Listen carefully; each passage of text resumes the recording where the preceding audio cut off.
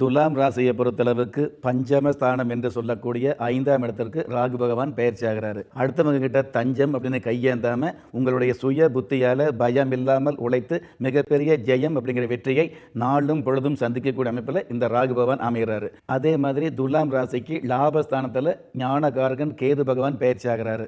இருக்கிற கிரகங்களிலேயே ராகு பகவான் வலிமை அப்படிங்கிறத விட ராகு பகவானுக்கு மேலே கேது பகவான் வலிமையாக இருக்கிறதுனால மிகப்பெரிய மார்க்கங்களை மனசில் எதிர்பார்த்தீங்க அப்படிங்கிறத விட மனசில் நினைச்ச காரியம் கூட நேர்த்தியாக பூர்த்தியாகக்கூடிய பாக்கியத்தை ஞானகாரகன் கேது பகவான் நிச்சயமாக கொடுப்பார். துலாம் ராசிக்காரங்க எல்லாருமே நல்லா இருக்க போகிறாங்க அப்படிங்கிறது தான் உண்மை. இந்த ராகு கேது பயிற்சியும் ஏற்கனவே நடந்த 2 பயிற்சியும் நல்லா இருக்குது.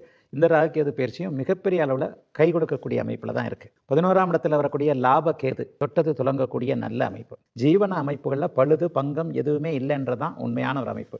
5ஆம் இடத்திற்கு ராகு வருது ஐயா, அது என்ன பண்ணும் அப்படின்னு பார்த்தீங்கன்னா, உண்மையில் குழந்தைகளால் ஏதாவது ஒரு கஷ்ட நஷ்டங்கள் மனத்தாங்கல்களை நிச்சயமாக கொடுக்கலாம். அல்லது குழந்தைகளை வெளியிடங்களுக்கு பிரியறது அவங்களுடைய எதிர்காலத்திற்கு அது தேவை. அதனால நம்ம குழந்தைகளை இங்கே அனுப்பி தான் ஆகணுன்ற மாதிரி குழந்தைகளால் மட்டும் கொஞ்சம் மன வருத்தம் வந்தாலும் கூட அது குழந்தைகளுக்கு தேவை என்பதால் மனம் சாந்தமடையக்கூடிய ஒரு நல்ல ராகுகேது பயிற்சியாகவே துலாம் ராசிக்காரர்களுக்கு இந்த பயிற்சி அமைஞ்சிருக்கு. துலாம் ராசிக்காரங்களுக்கு ஒரு ராஜயோகம் அப்படிங்கிறத கண்டிப்பாக சொல்லலாம். ஏன்னா ராகு கேதுக்கள் 5-11 இருக்கிறது நல்ல ராஜயோகத்தை அள்ளி கொடுக்க போது. அது மட்டும் இல்லாமல் குருவும் சனியும் ரொம்ப நல்ல பொசிஷனில் இருக்காங்க. ஸோ மொத்தத்தில் ராஜகிரகங்கள் சொல்லக்கூடிய எல்லா கிரகங்களுமே மிகவும் சாதகமான நிலையில் இருக்கிறதால பண பிரச்சனையால் நிறைய கஷ்டப்பட்டிருப்பாங்க. இனிமேல் பணம் ஒரு பிரச்சனையாகவே இருக்காது. இவங்க பணத்தை அடுத்தவங்களுக்கு கடன் கொடுத்து உதவக்கூடிய நிலைமைக்கு இவங்களுடைய வாழ்க்கை தரம் பல மடங்கு உயர ஆரம்பிக்கும். அந்த அளவுக்கு இவங்களுக்கு டைம் சூப்பராக இருக்குன்னு சொல்லலாம். ஆக மொத்தத்தில் அவரவர் வயதிற்கு ஏற்றால் போல அனைத்து கனவுகளும் ஆசைகளும் நிறைவேறக்கூடிய நல்லது ஒரு ராகு கேது பயிற்சியாக துளாராசிக்கு கண்டிப்பாக இருக்குன்னு சொல்லலாம். கேது துளாராசிக்காரங்களுக்கு இப்போ பணத்தை மட்டும் தரப்போகிறதில்ல, ஞானத்தையும் அள்ளி கொடுக்க போகுது. மூத்த சகோதர வகையில் சில உதவிகளை கொடுக்க போகுது.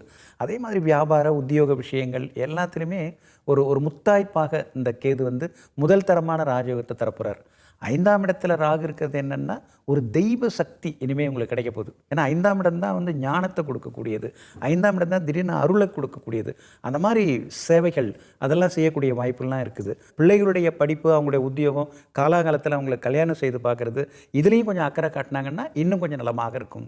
துலா ராசிக்கு இந்த ராகு கேது பயிற்சி மிக அற்புதமான இடத்துக்கு வராருங்க. ராசிக்கு 5ஆம் இடத்தில் ராகு, ராசிக்கு 11ஆம் இடத்தில் கேது.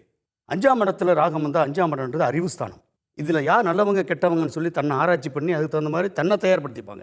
11ஆம் இடத்துல கேது அமர்ந்திருக்கிறது முதியோர்களுடைய ஆசீர்வாதங்கள் எப்பவுமே கிடைக்கும் அவங்களுக்கு. இந்த 12 மாதங்கள் அவங்களுக்கு மிக உன்னதமான ஒரு வருடமாக அமையும். மேலும் சிறப்பாக இவங்களுடைய வளர்ச்சி இருக்க மாங்காடு காமாட்சி அம்மனை வழிபட்டாலே போதும், சிறப்பாக இருப்பார்கள்.